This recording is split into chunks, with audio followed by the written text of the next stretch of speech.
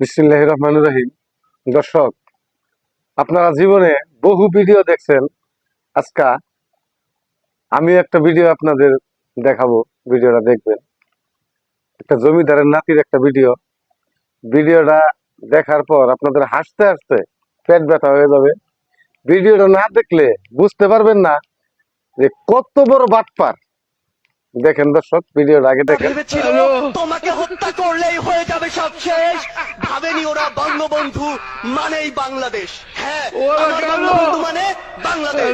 ওই শেখ মুজিবুর রহমান 1971-এর পরে এই বাংলাদেশের অস্তিত্ব, এই বাংলাদেশের যে সার্বভৌমত্ব, সেটি নষ্ট করে দিয়েছিল বাংলাদেশের মাননীয় প্রধানমন্ত্রী দেশরত্ন শেখ হাসিনা।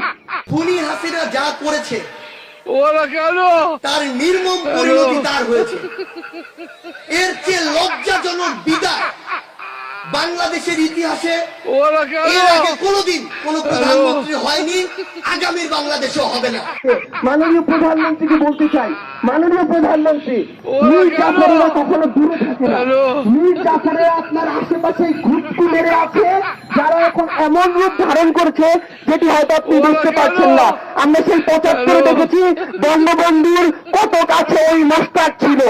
ওই মোস্তাকরা আশেপাশেই তোষামত করতে করতে কুপ্তি মেরে থাকে, আর তারা পশ্চিমাদের কিছু নোংরা এজেন্ডা বাস্তবায়ন করে, যেটা আমাদের অনেক বড় ক্ষতি করে। ওই মোস্তাকদের নোংরা চক্রান্তে 75-এ আমরা আমাদের বঙ্গবন্ধুকে হারিয়েছি, কিন্তু আজকে 2024 সালে